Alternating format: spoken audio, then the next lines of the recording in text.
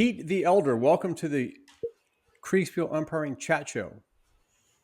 Thank you. Thank you, Paul. Delighted to have you on. Yeah, no, it's good to be here. I'm watching your most recent project of the skirmish games with great interest. I think what you're doing there is really fun. Uh, yeah, it's a bit of a change up from the regular Napoleonic or American Civil War battles that we put on. So Yeah, it takes a different mechanic to make it work. Make it enjoyable. So no, great. it's good. Well, let's go back to the beginning, and we'll work our way up to the great skirmish games and your Patreon and what you're up to there. So wargaming background. How'd you get started? What was the what Yeah. was the So impetus? Yeah. I think my wargaming background would have started with digging trenches in the back garden, in my parents' back garden, and placing plastic soldiers in there, and then throwing marbles at them, basically. Right. Um, so that's kind of how it started, An excellent and way to start. then uh, yeah, into my teenage years, a couple of friends. There was a shop called the Orc's Nest, which was the original Games Workshop shop. So Yeah. we would go into London and go to that shop and buy various Warhammer products and then Where take it was home. that in London? Whereabouts in London? Yeah. From my memory, I think it was near Chinatown. So like central London, somewhere Okay, near got it. Chinatown, There that was a kind of big Games area. Workshop up on off Kensington High Street. There was a big Games Workshop store up there, but by All that right. time they'd grown into Well, Warhammer was the this entire was store. before Games Workshop actually had their own stores. So that Yeah, yeah, yeah, like yeah. well, yeah, Orc's Nest was like the only place you could get Games Workshop stuff from. So Oh, that's great. All yeah, right, yeah. But good no, stuff. good times. Yeah, yeah. Okay. What and so in terms of the digital age coming along, what captured your fancy? I have played Total War right from the very Mhm. first one. So I think it was Total War Shogun. I think was the first Yep. Total War game. Um, what else? No, I think that's pretty much it. I think there were some Warhammer games that were released in the 80s, but I think yeah, Total War definitely kind of captured that. Were you a Dungeons and Dragons guy? So I first had my taste of Dungeons and Dragons when I was at college, Okay. and it was a sci-fi. It was just like a couple of games, but yeah, definitely I was hooked into it. So, Right. but there wasn't anybody else particularly playing it at the time, so it went back on the shelf, and I concentrated on Warhammer and then Warhammer 40,000. And then I joined a historical war game society You did. in a little town near where I live. And maybe after a couple of years, one of the guys invited me to go to RAF Duxford Oh to wow. take Yeah. part in Paddy Griffith's last Operation Sea Lion event. So Yeah. that was my first taste of Kriegsspiel, and then I joined the little Gaddiston Kriegsspiel Society as well. So That's a brush with history there, that Paddy Griffith event, yeah, right? Paddy, yeah. I don't think he lived much past that event at that time, What but year was that? Remind me, or what approximate year? uh, I'm thinking it's the early 2000s, Okay. or early to mid 2000s, I think. But don't quote me on it. But I think it was that kind of a So you time. you did Uh, Kriegspiel type stuff back in the early 2000s. yeah, yeah. So that's when I got involved in Kriegspiel and just playing live. So with the maps, obviously you had a little taste of playing with the maps and the Yeah. blocks and Oh how yeah. that is different to running it digitally as well. So a Talk little. about talk about how that was done because I've done it with Dr. James Sterrett, who learned in the UK. So Talk a little bit about your the way it's done live from what you've Yeah, seen back well, there. Yeah. I think mobile phones were around at that time, so they made it quite a lot easier than perhaps before. So you would set the each table up with its map and the pieces that they would Mhm. see, and then you would take their orders and then go back to the main map, and all the pieces would obviously be on the main map. Right. You would take like a picture of what they potentially would see, and then you would go back to their map and relay that onto their map and just carry on like that.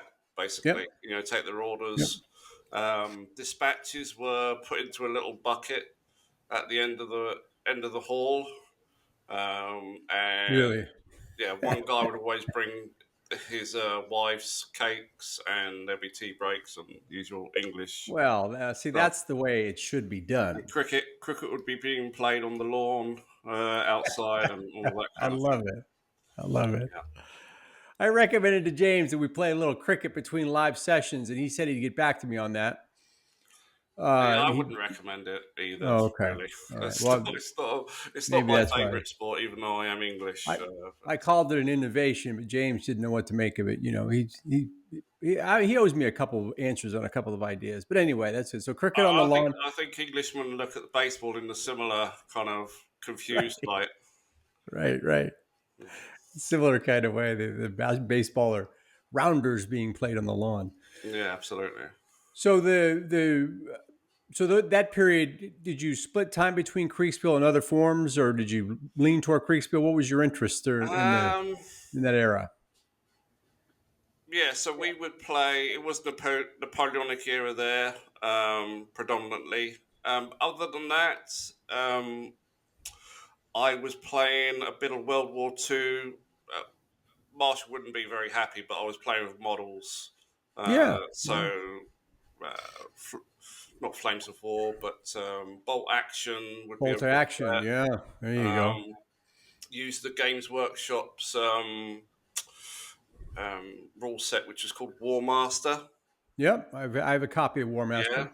Yep. and Hail Caesar as All right. well. And I think early on at the um, War Games group I was at, they were playing DBM and DBA.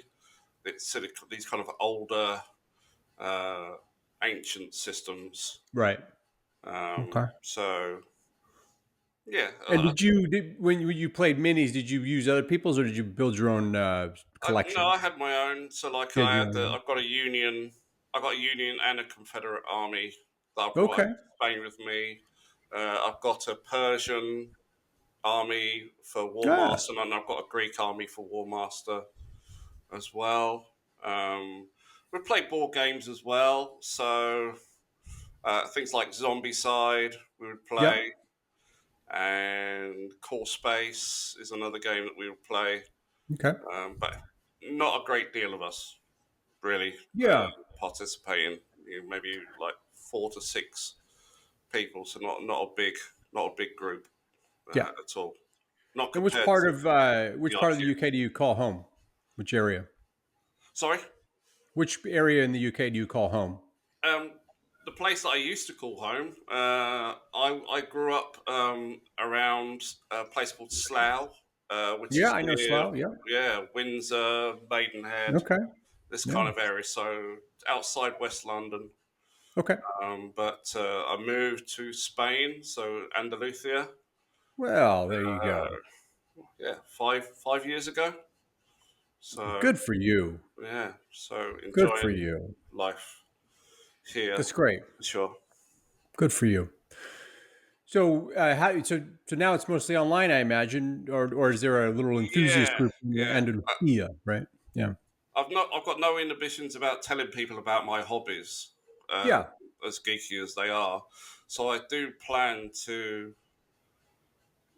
get the locals involved as much as I can, to see what the interest would be here in Yeah. Andalusia or the Almeria region. So yeah, we'll give it a go. Yes. Well, you got to figure there's going to be a few in that diaspora that Yeah. So I took on a little bit of a project to create a Moors army and a Christian army in time for the Moors and Christian celebrations. Ah, But I kind of got sidetracked. So it's actually that celebration time is now.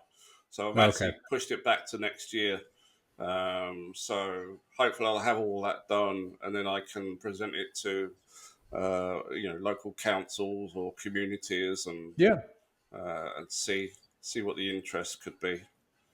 Spain's an interesting place when it comes to military history. So it is a very complex and nuanced it place when it comes to is, military yeah, history, right? something Yeah, can't be spoken about, and yeah, absolutely. absolutely. Um, to this day, business relationships are often framed in military history terms. So, Yeah, relative to the yes, Franco era, who was on what side? I did a little business in Spain anyway. That would come up yeah, not yeah. completely. I would not bring anything up. They would bring it up to me about why they didn't want to do business with a certain group.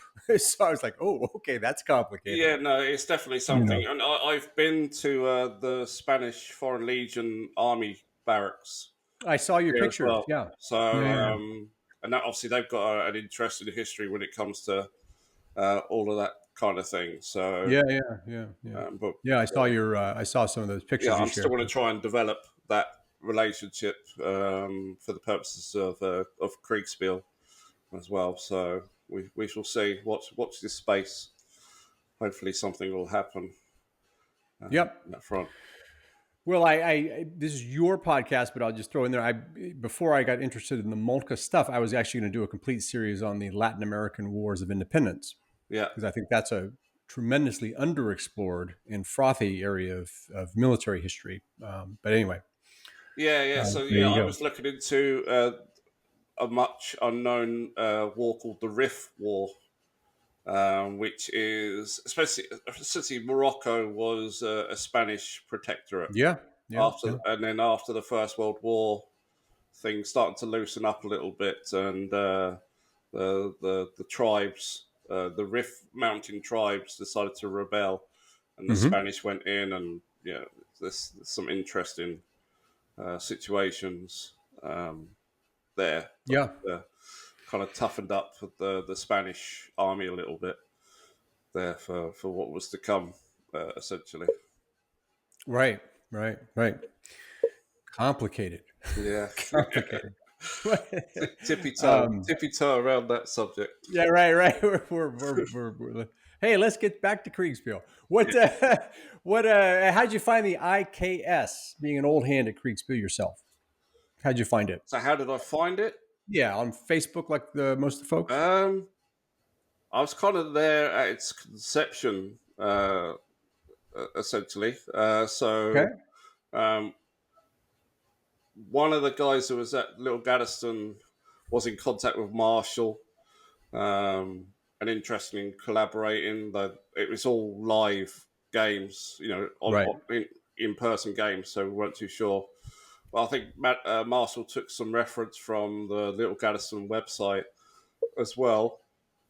So I kind of linked up with Marshall as a representative of Little Gaddiston, Okay. and I think we played a few games, and there wasn't that many of us. Right. But eventually the ball started to roll, and people started to get involved. And then there was that feeling that perhaps calling it the Southern Californian Kriegsspiel Society or SoCal Kriegsspiel Society wasn't quite fitting the requirement Right. anymore. So, yeah, the International Kriegsspiel Society was created, and yeah, I guess I was there when that happened. You were. Yeah, so You were in the Hall of Mirrors when the signature was put on the paper. I guess so. I guess so. I'm definitely one that's in the background when it comes to the IKS doing my own thing, but Yeah, yeah. yeah, I've been there from the beginning. So talk about how your trajectory inside the IKS as it began to pick up steam. Were you a heavy umpire? Did you play a lot? What role did you Um, enjoy as I a think group? because I had some experience of umpiring previously from Little Gaddison. I think I did take on maybe more than 50-50 of the umpiring Okay. originally. I umpired in the first Grand Gettysburg Okay. game. Yeah. Yeah. Which a lot of people, that was a big event for Discovery. A lot of people heard about it from the subsequent Yeah, yeah. video of that. That was like a big event, right? And That's I great. think we were finding our feet there on even then about how to run Kriegspiel Right. from a digital perspective. Yeah, that first year, all sorts of things were coming forward, and then I have to give props to Alex because he Mm-hmm. came up with the brigade system, Yep. and I think that kind of got the ball going even quicker for us. I think because Yep. it definitely gave us a very simple system Describe to. the brigade system. So each block has various levels of competency, Mm-hmm. and it's on Alex's blocks. You could actually see the levels. I think it was maybe 3 stars that you could have, and each, and then a color code as well to it. So, and there was a dice associated to that color, and depending on the quality of the block, the dice would have more successes on it, Right. essentially. Okay. And it should just be 1 dice per block, and then just roll out from there. And then I think there was also another aspect where there was a question mark, or no, it was a star, like a hollowed out star, and that was essentially if you felt that particular block had an advantage of any sort over the block it was engaged with, then that Mm-hmm. would count as a hit. So it's something where the umpire could, Put a little bit of their yeah, discretion in. yeah, Yeah. yeah. So and I still kind of, again, props to Alex. I still kind of adhere to that kind of mechanism in my own systems Okay. that I create. So yeah, it's How do you, because you've had so much experience with live and then online, highlight the differences between the two? Kind of what's lost online or what don't you get live? Just compare them from your experience. I think it's the same as if you're playing Dungeons and Dragons with your mates Okay. around a table, or if you're playing it digitally. So yeah, you miss that kind of instant communicate banter. Now, Yeah. obviously, Kriegspiel, you're not supposed to speak to people on other tables, but if you're on a table with someone else, you can have that kind of much more fluid communication, and then obviously there's the cakes and the cups of tea and sandwiches and all that stuff as well. You cannot underestimate the power of Kriegspiel with snacks. It's Yeah, just, yeah. it, the whole Dungeons and thing, it Dragons takes would it to the be, next level. yeah, Dungeons and Dragons would Right. tend to be bottles of Coca Cola Right. and Right. cold Energy drinks. snacks. Yeah, yeah, yeah. But less refined food, I would say, when you're playing I Dungeons and never Dragons. played Dungeons and Dragons in the daylight as a kid. It was You, always an all night thing. Like every Friday or Saturday night, it was all night. We had never played in the daylight. oh, okay, okay. Right? It was just that was just kind of how my friends and I did it. Yeah, Anyway, yeah. No, so there was I always had a some. lot of Coke and Coca Cola and all kinds of stuff. Yeah, so I played Dungeons and Dragons more as an adult actually. Okay, yeah, yeah, well, So yeah, even yeah. then, there was some very weird. The dungeon master would come up with some very weird situations. Yeah, Just as one anecdote, like it would be yeah, yeah, you see a giant coming around a hill, and you go, "Okay, we'll get ready," and it hits you. So it's like, yeah, like yeah. the perspective sort of thing. Like, all right, he's coming around the hill, so we've got at least 30 seconds to get ready. No, the hill is, and yeah, so Yeah, yeah, yeah. interesting. But these are Did the you things to dungeon remember. master? Just while did you dungeon master or play Dungeons and Dragons? Again, probably a little bit more on the dungeon mastery than Dungeon master side, yeah. yeah. And now actually, I don't use rules as such Hmm. to run Dungeons and Dragons. Right. I found it's an emulator, and essentially Huh. you just I don't even know what the adventure is going to be. Essentially, you just kind of ask a question like you have a rough idea, like you're on a desert island, you wash up on a desert island, and then you ask, a question. All right, what do I see?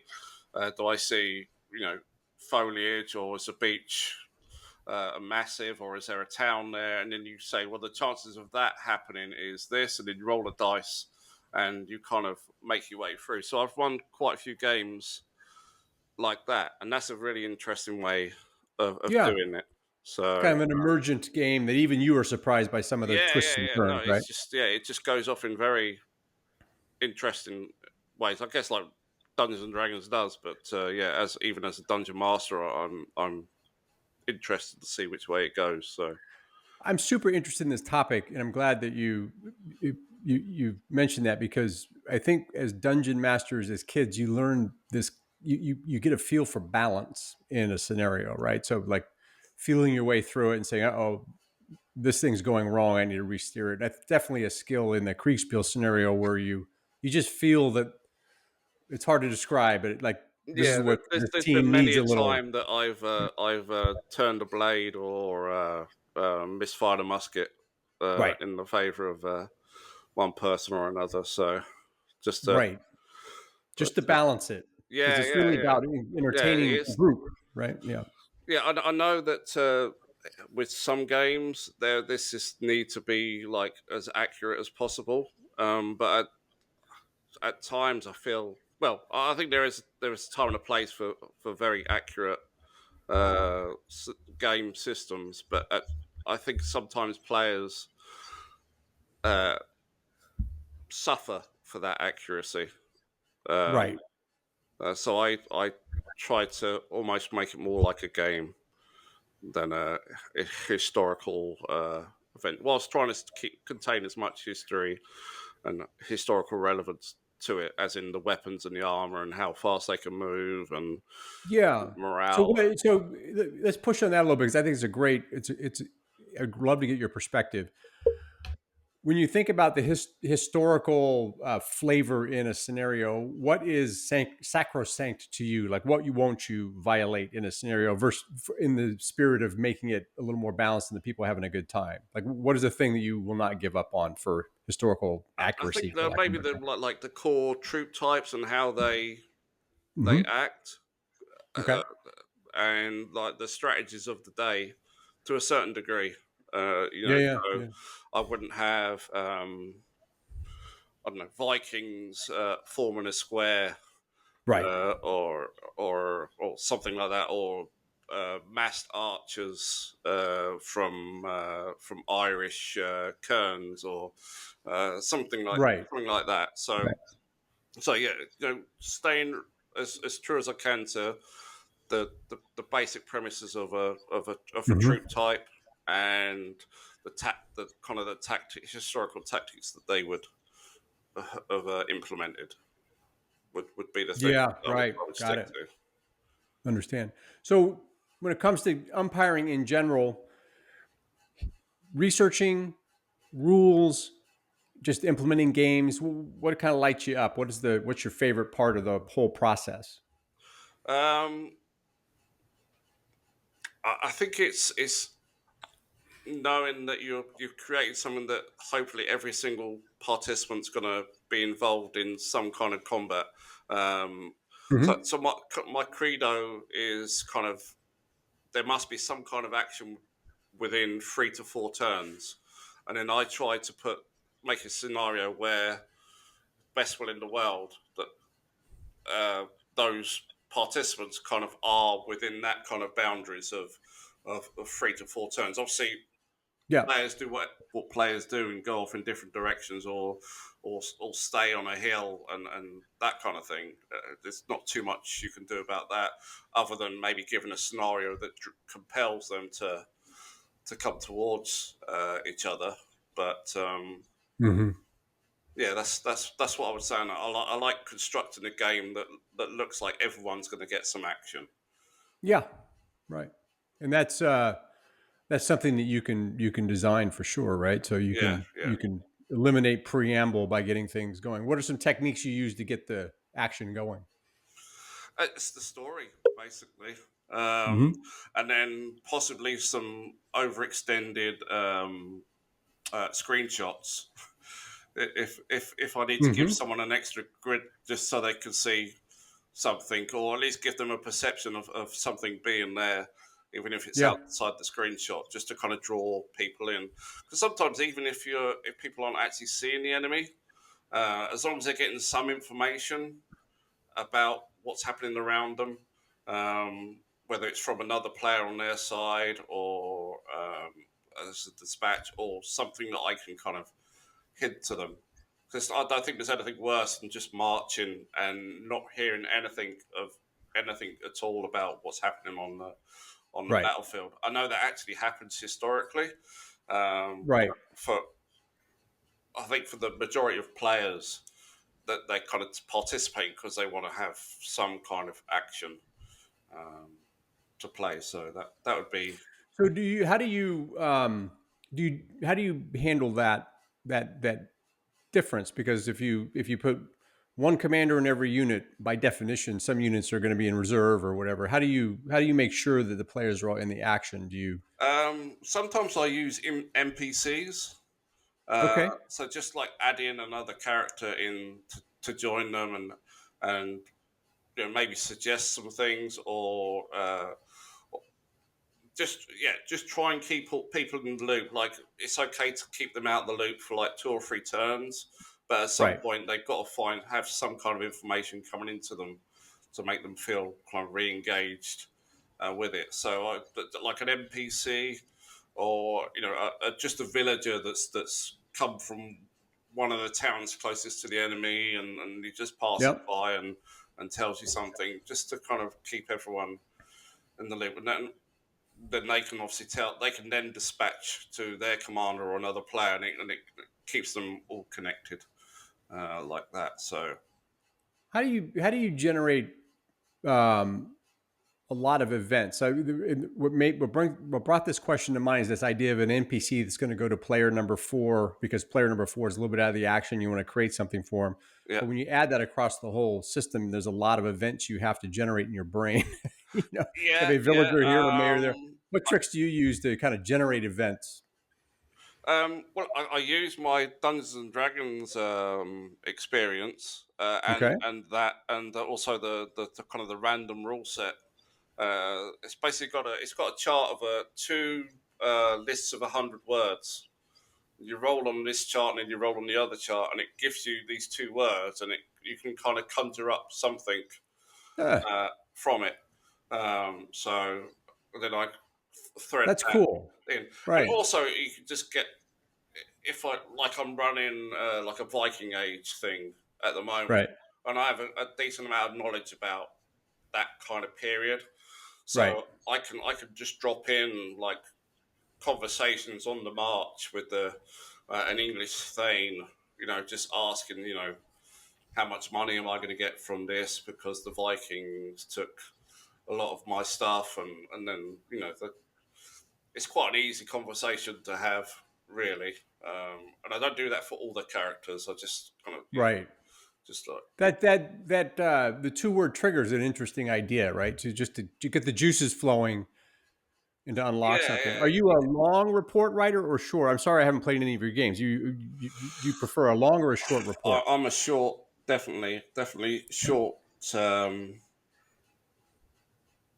Yeah, let the players fill in the gaps, so to Okay. speak, or at least ask questions. They cannot. I say, look, if ask me a question if you're not unsure about anything Right. from the report. But yeah, essentially, yeah, I don't do anything particularly detailed. Uh, And you mentioned screenshots being broad when you wanted to get the action going. Basically, what's your philosophy of screenshots? I like doing the squares, um, Okay. and I like pulling the pieces off of my map and then doing the square. So Okay. if there's Yeah. if there's like a forest and then there's an enemy behind the forest, I just Yeah. take that piece away, do the square, and then put it back. So I like doing that. I find the kind of the Hmm. cutout thing. Um, it just doesn't appeal to me quite as much. Obviously, a lot of people do. I know James uses the cutout one, and I guess there's times when if there's a vast amount of troops in a certain area that's hidden, maybe moving them isn't quite so useful. But I like the tidiness of the square. It's just a I preference. like that. Yeah, and I would have to experiment. You have me thinking now. I have to experiment on the number of clicks to get that squirrely cutout Yeah, I also thing think done versus just saying Alt Tab yeah, or yeah. my thing with the Mac Command Caps 5 or Command Shift 5. The square is taken. Yeah, yeah. I also think, like, as much as the screenshots are taken from the perspective of where the avatar that the player is on the battle, I think within that 15-minute period or whatever the period of that Yeah. turn, they're probably getting information from other people with different angles and everything like that. Right. So I think it's because it's still abstract. You're looking at a block, but I think you could still. There is a lot more to give as regards to what you to give to the players because it shouldn't specifically be about the general being on one spot. They're kind of moving around. They're getting people coming up to them all the time. Right. So And I think we also tend to overemphasize complete lack of information. Where one of a short story I read was an example of a cavalry report where the cavalry detachment was sent looking for the enemy guards. yeah, Like, go find the guards. So they knew there were guards. They knew what was out there. I mean, they didn't just say, "Oh, there's this huge, massive enemy. We have no idea who." They usually knew who the enemy commanders were. They knew all that stuff yeah. because that was their business to know. Yeah, so So, I'm doing the same thing with my Viking thing now because I've yeah, customized all the banners for the players.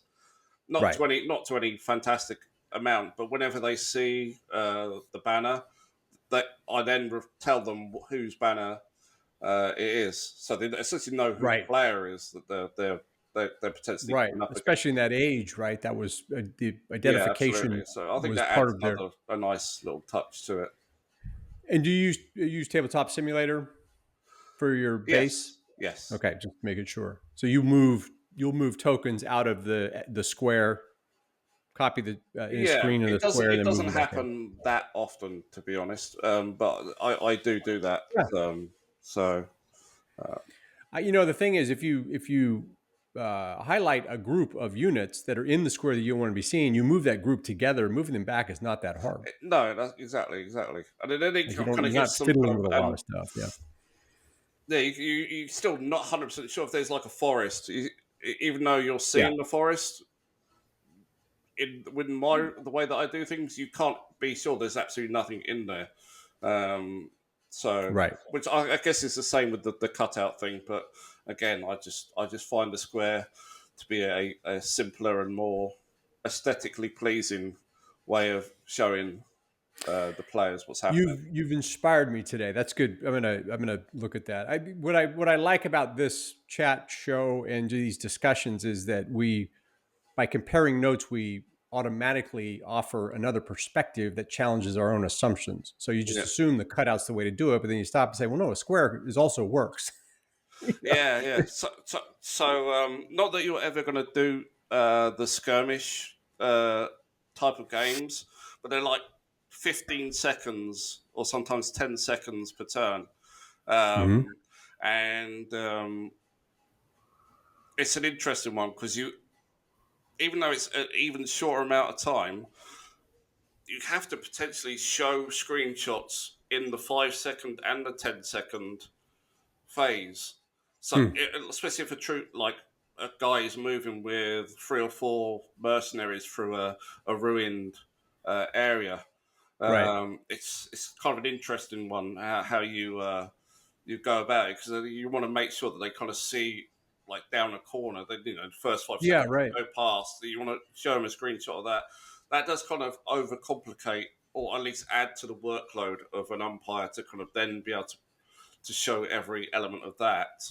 So I'm kind of working on how I could maybe do a better job of that, perhaps, or yeah. So there's What are some of your initial ideas? So with 15 seconds, I go for if the troop actually stays still, then they get like 3 screenshots, so they get a Hmm. much bigger picture because they're actually standing still and observing. If they use Right. the full 15 seconds to move, then they just get the one screenshot. And it tends to be something that's in their front arc Hmm. because they're not concentrating particularly on observing anything. They're just moving at a pace to get into Right. position. And then there's varying degrees of speed that they can go at well as well. So, but I tend to break it down. 15 seconds, break it down into like 5 second moments. Modified by what they're doing, which would modify their attention. So if they're moving, they're going to be literally watching where they're going. But if Yes, they're yeah, just yeah. stopped and scanning, they get more interesting. And the 15 seconds allows you a little more latitude as an umpire because it does make a difference in the 15-second period, whether you're moving or just looking, right? Yeah, yeah, and much like with the whole concept of getting people into action, if it would probably be better if they only had 5 seconds, because they'd be able to. That's a reasonable amount of time to react to things, but it just takes 5 seconds. Just takes too long for those people to actually get into action, and there's only so much information you can give to someone in 5 seconds as well, which is Right. not particularly interesting. Whereas in 15 seconds, you can kind of give them a little bit more Hmm. to think about. So yeah, I It's so definitely think interesting. You shrink it yeah, down to 15 seconds, you still have the same problem as you do at 15 minutes or even an hour. It's like, how do you take that period of time and break down what you give yeah, so it gives them a sense of a complete set of information yeah, without overloading yourself yeah. as an And umpire? Because it's you done could make from the a first person's perspective as well, yeah. which I know James has run some big battles from the first person's perspective. But when it's a skirmish game, so it's literally something like 12 against 12, Yeah. it just becomes that much more uh, life or death, basically. Yeah. Right. So, and James has actually Yeah. Yeah. participated in one of my skirmish games before, so he has a rough idea of how those go. So Well, those Roman Carthage games where he was, those are first person, where you yes, the way yeah, they did the basically a screen share from the commander position. yeah, yeah. Very interesting So I've only ever format. run one live skirmish game, and I found it a little bit overwhelming because I think it was like the, the second or third time I'd come up with the concept and I run it as a live game, and it was just too much to handle. So play by post, it's fine, and I Yeah. do my turns one a day, so it's quite rapid. You know, you get seven turns in the You week. do one a day. Okay. Yeah, so and sometimes that's a bit too quick for people. Um, so yeah, Well, one of those live first person games, I was doing the video for it, and I was literally there in there as an observer. And I found finding the right camera angle in time was really exhausting because you had to get to the commander, get behind them, and then alter yeah, the you camera so know, you're looking all that I stuff, felt right? that pain. I tend to use Yeah. the first person. I think there's 3 different cameras Right. that they give you: Right. top Right. down, third Yeah. person, or first person. I find the first person one the best one, and then I think you have to tweak how much it moves because sometimes you get Yeah. just to the left of it, and you want it to go just to the right, just behind it, and it kind of goes to the other side of them. So I think Yeah. there's a way of tweaking it so it doesn't quite move quite as I much. mean, if you But think of that idea of 10,000 hours to become an expert, you could literally sit in tabletop simulator and spend 10,000 hours moving that camera to the right spot, yes, yeah, yeah, just to get that good at it. You say, oh, you know what? I'll just use the square screenshot. I'm good. yeah. But I'm kind of committed to kind of developing the whole skirmish genre. So That's a great segue. Let's talk about that a little bit. What's the, what are you up to there with that?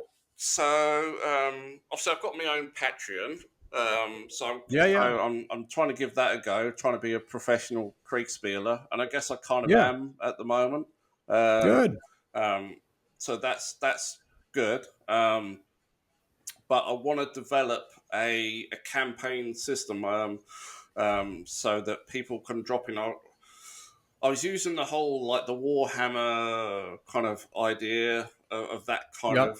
that kind of theme, but I Hmm. don't want to use the I don't want to use the IP for Yeah. obvious Right. reasons. So I'm trying to make something of my own, and much like the way that I run my Dungeons and Dragons, I think I'm going to just drop mercenary group. So players, so maybe 3 players will band together and create a mercenary group, and I'll just drop them in somewhere on the map, and then randomly kind of work out, roughly speaking, what's around them within a 10-mile radius or something, and then they just kind of work out how they're gonna earn their money and all this kind of thing, and hopefully there'll be other mercenary groups as well, and along with it's going to be quite a complex thing, that's for sure. And then I guess people that aren't part of the Patreon can then be part of the antagonists, I guess. Or so if there's an orc warband that randomly comes onto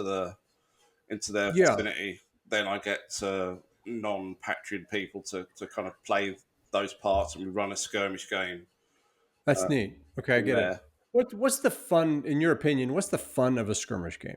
Like, what is the Um, juice in a I skirmish game? think it's the fact it is very much a near death experience. Hmm. I try to make it as close to a near death experience for the players as I can. Um, so, but at the same point, making sure that there is some survivability in it. Right. Especially if their character actually falls and goes unconscious, they just take one of their captains, or they take a senior member of their mercenary group over. So there's a little phase between, and then they take over with that character who's maybe not quite as experienced or as skilled, but it still enables them to continue. And then, as regards to how the mechanics work, I guess I have to make people compel people to kind of move forward to certain degrees. Um, Right. but then if their task is to simply defend the village, then they defend the village, and then the players playing as the NPC orcs, their task is basically just to destroy the village. So they're going to come onto them anyway. From there, and I did run a player versus player fort defense skirmish game. Right. So that was orcs against humans, and trolls smashing down palisades, and orc shamans casting spells, and all this kind of thing. So Yeah. Yeah. yeah, So do the players in the Patreon, do they keep their identities as these at the mercenary moment that band? hasn't been fully realised. So I'm literally Right. just running individual games, but with the premise of eventually creating this kind of campaign, this medieval mercenary Right. game. Like a Dungeons and Dragons campaign where you get together with your 5 friends. Yeah, It's yeah, just that's it. accepted that the 5 of you are in a band that's going to go do stuff. Yeah, yeah, absolutely, absolutely. I had an experience. I, my very first series was an attempt to do something like this, set in an alternative universe, American Civil War, and the idea was that you created these basically former military companies that would go around as mercenary bands. Similar idea, Yeah, in kind of Mad Max meets 1870s America in a yeah. different world. And I found it really hard to keep the players in agreeing to be in the same band.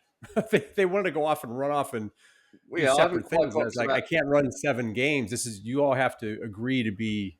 And I'm not, most of them did, but it was funny how they kind of would not accept the fiction of you're in one mercenary band and you got to kind of collaborate. Yeah, yeah. I think the other thing is to um, have a certain like base it over a month, but not like to Right. break it down. So maybe like the first week is the exploration phase where they're Right. actually moving on the campaign map, and then for the next three weeks, if it's a play by, they get into some kind of engagement within the next for the next 3 weeks, and that's for every mercenary group basically.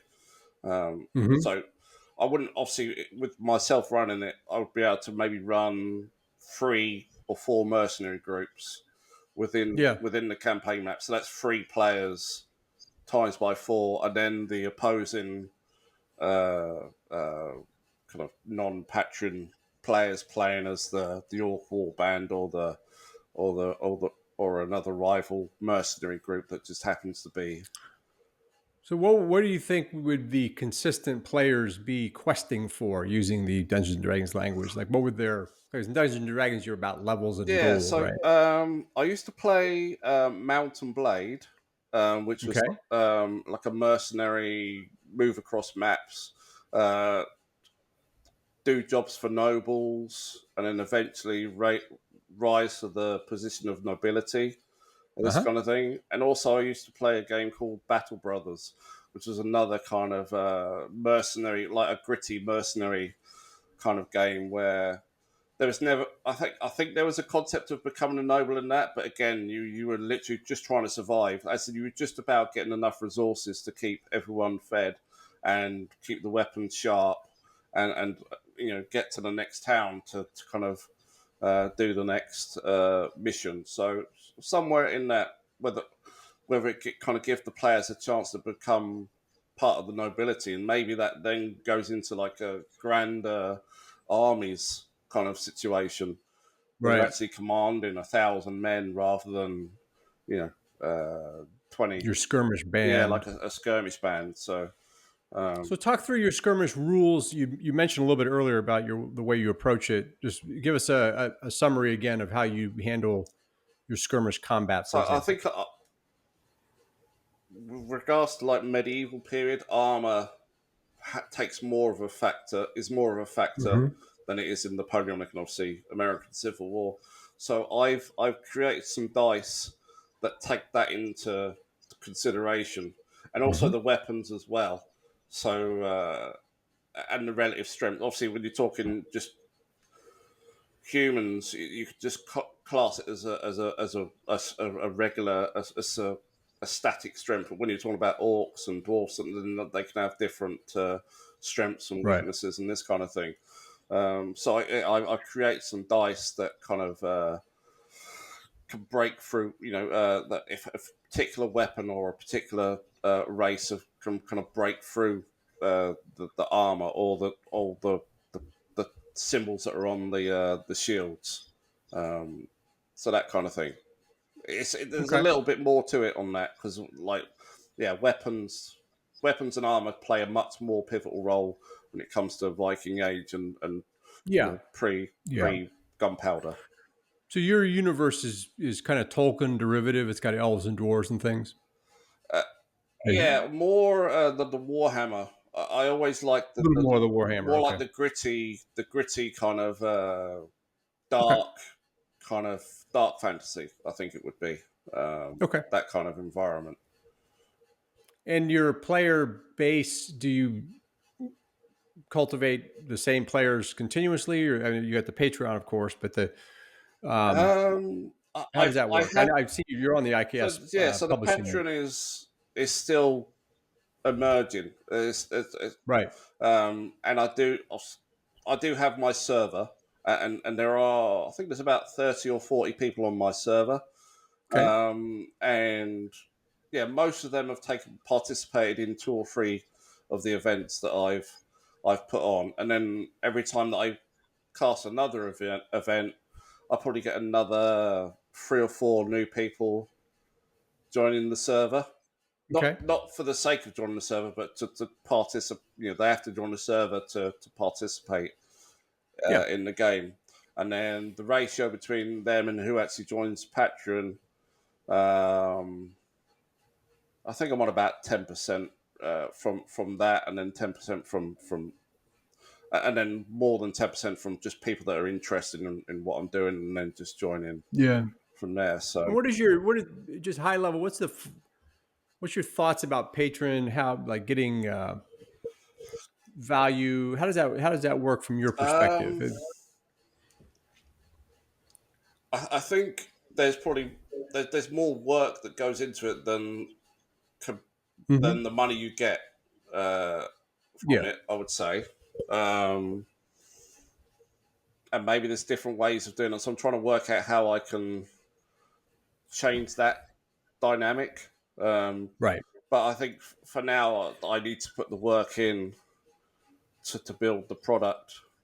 Hmm. Um, and the money sort of thing will need to kind of be in the back of it until such a time that I can kind of find a different dynamic while still remaining in Kriegsspiel to maybe kind of balance that Right. out. I'm actually thinking that actual in-person games is probably going to be more of a financial thing than That's an interesting idea. Yeah. than the online. So running in-person games, either at conventions or maybe for bespoke events. Yeah. Yeah. Yeah. Um, I commercial. think the people. It's a very highly charged topic, money and It is. Kriegspiel, and I don't want to upset any umpires that are dead set against it. I think there's an interesting idea from other venues outside of our universe where you have access to a club, for example, and then you pay for a special event. Yeah. I'm just making that up, right? Um, and and everyone is comfortable with that because you can still participate in the regular club. Now, if you make it so that the gateway is the real entertainment is only paid for, then it gets troublesome, right? But Yeah. Yeah. I think it's an interesting idea that you would pay for an event where you go and have the snacks and have the in-person experience. Yeah. Yeah. So I still pay my dues to IKS from time to time. Yeah. So obviously I'm part of the administration team, and I Yep. do run games for IKS as well. Not quite as Yeah. many Yeah. as I used to, but yeah. So I still feel I pay my way on that regards. You undoubtedly do. No, there's no Yeah, question of that. There's no question of but that. No, it's just it's a complex topic yeah, that rather than exploring it and looking at perspectives on it, people tend to just wipe it out immediately and say, I don't want to talk about money, for example. yeah, Um, but I think it's interesting. So we had one of our early umpires did an event down in Galveston with the naval ships, and his podcast is I think the third one, yeah, and like that was an event that people paid to go to, and they had a great time, and yeah. nobody questioned that. So I you think know? we are the tip of the spear when it comes to this particular game or system, whatever you wanna call it. So Yeah, if agreed. we have got the expertise and maybe a few of us actually want to kind of develop it into something of a business, I think that's fine as long as we kind of stay true to the cause of the IKS Yeah, keep as well. contributing to the community for Yeah, sure. yeah. Right? Yeah, So that's interesting. So if you were to have 1,000 players show up one day and say, "Hey, we've heard about this crazy skirmish thing that's dark fantasy. We love it." If you were just suddenly be overwhelmed with interest, how would you organize yourself around a huge amount of interest? I think I would probably have to bring some of those into the umpire fold with me. Mm-hmm. Um, Okay. yeah, that's the only way that I could see that that being a way of doing things. Because I like to do Mhm. the daily turns. I guess Yeah. I could kind of split it, and so the daily turns. I think I could run maybe 12 to 16 people. This obviously, if I was just doing it absolutely full time, then obviously I could do a lot Yeah. more than that. But obviously, that's not realistic. Right? Hmm. So I think 12 to 16 people that I can give reports to each day is somewhere between an hour and 2 hours a day, essentially. So what Um, would you do with the rest of the people?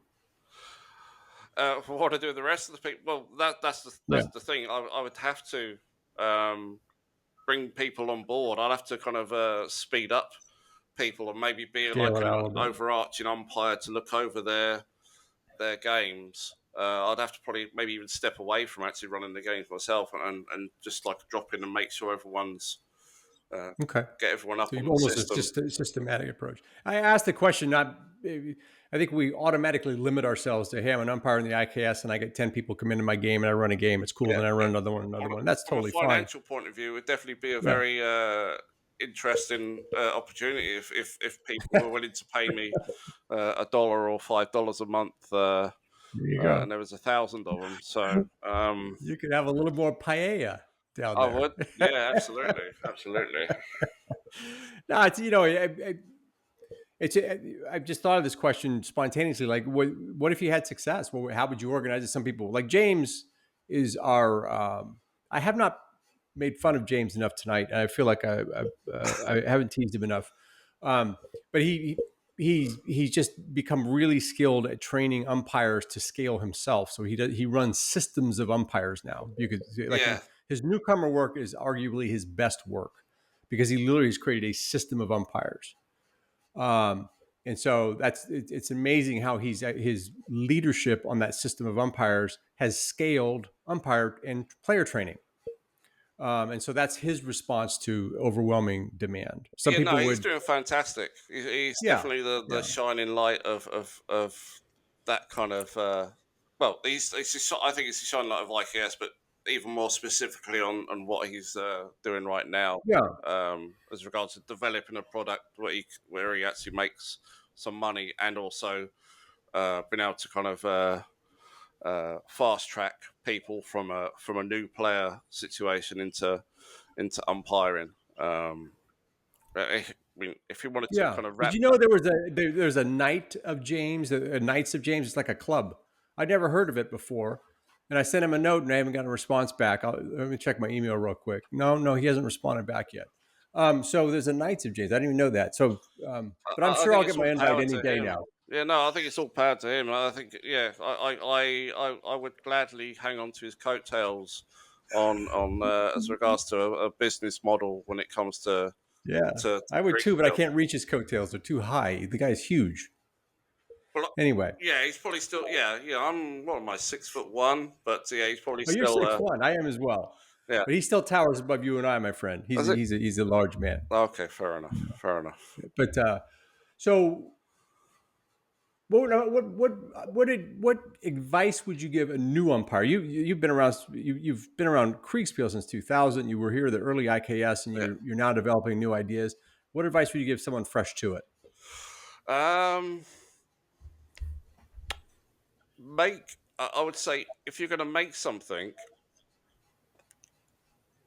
don't get too upset if the people don't turn up for it.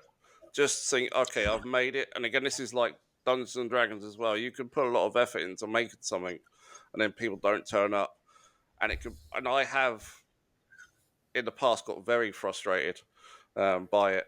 But I kind of realized, okay, you've made it. You've done the block detail, but they're there now. So you just keep them in storage and then bring them to another battle some other time. It Right. doesn't matter. When I was running, I was kind of running the red versus blue Reeswitz campaign, Mm-hmm. Mm-hmm. um, um, and as would be historically accurate, players would not commit to battles. They would kind Right. of come right up to the point of a battle, enough for me to actually take the time to create the pieces and find the maps and all this kind of thing. And then on the eve of the battle, they said, "Oh, we're not going to fight this battle. We're going to retreat." And there were times when Mm-hmm. I was found that really, yeah, I was Irksome. getting frustrated. When I thought, "Well, hang on, no, I've made the pieces now. I've got the map. Yeah. It doesn't matter. Put it to one side. If they ever come back to this location again or somewhere similar, that's the map they use, and I've got the blocks. So Right. be creative, but don't be put down if people don't turn up for it, because eventually they will do. Um, Yep. so that would be my It's great advice. advice. But players will never trod the path that you lay out for them exactly. No. You'll always find them over on the grass. Yeah. So yeah, it Get doesn't off help my you get lawn! frustrated. I I paved this path for you. They're over there on the grass But walking that's around. kind of why I started doing this whole Dungeons and Dragons, not knowing what's going on, kind of I love that mechanism, idea. because Yeah, I'm literally working 5 minutes ahead of where the players are to a certain yeah, degree.